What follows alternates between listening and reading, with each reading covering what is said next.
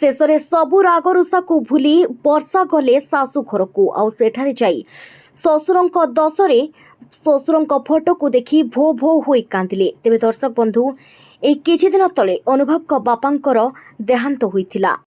देह अधिक असुस्थ थिबारु तांकर अस्त्रोपचार मध्य होइथिला, हेले हठात तांकर देह अधिक खराब होई जाइथिला आउ तापरे तांकर देहांत होइथिला। आउ ए दुख को जमार भी सही पारि नथिले अनुभव महांती। आउ तांको मां मध्य भो भो होई कांदिबा सहित बाहुनी बाहुनी कहूथिले, तमे एति शीघ्र मते काहे की छाड़ी चली गलो। एमिति किछि कही अनुभव को मां छाती फटे कांदुथुबा बेले अनुभव तांको मां को बुझाउथुले, हेले निजे मध्य निज मन को से बुझाई पारु नथिले, काहे कि ना तांको बापा को से खूब भलो पांती। तथापि अनुभव निज मनरे धैर्य धरी रहिथिले जे बापा आम पाखरे अछंती। आ एमिति किछि कहि से तांको मां को बुझाउथुबा बेले ससुरंक शेष समय रे देखा करिबाकू आसी नथिले वर्षा प्रियदर्शनी। चाहू चाहू तांको मृत्युर 10 दिन पूरी गलाणी। ए काली भली लागुछि। से हसी हसी कथा होउथिले, समस्तंक सहित मिसी मजा मस्ती करुथिले, अनुभव को अनेक सांत्वना देउथिले तांको दुख समय रे।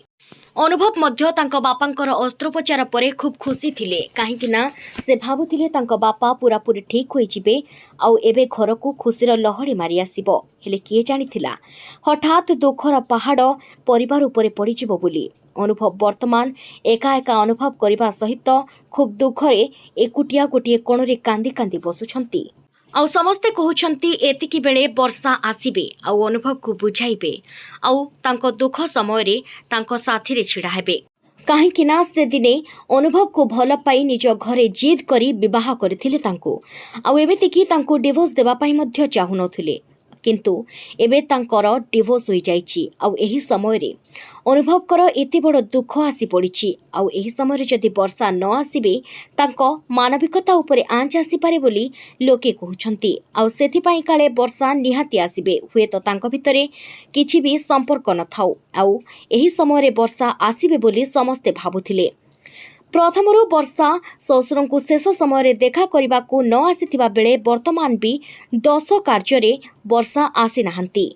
वर्षा आसी नाहंती सत, किंतु समस्ते भाबुथिले वर्षा निहाती आसीबे आउ तांको ससुरंक सहित बिताइथिबा आउ सही घरे रही तांकर सेवा करिथिबा सब मुहूर्त को मने पकाइबे आउ तांको ससुरंक फोटो को देखी भो भो होई कांदिबे आउ कहिबे, बापा तमे मते एते भलो पाउथुलो आउ आज आमे अलगा होई जाइछु सत, किंतु आम मन भितरे तमे सब बेले रहिबो आउ एते शीघ्र हमकु केमिति छाड़ी चली गलो। एमिति किछि कथा कही वर्षा तांको ससुरंक सहित बिताइथिबा सब खुशीर मुहूर्त को मने पकाइबे बोली समस्ते भाबुथिले, किंतु सेमिति किछि भी हेला नाही। ना वर्षा आसिले ना तांको ससुरंक पई तांको आखिरु 2 टोपा लुह बाहरिला। आउ एहाकु नै मध्य से सोशल मीडिया रे वर्तमान बहुत ट्रोल हेउछंती।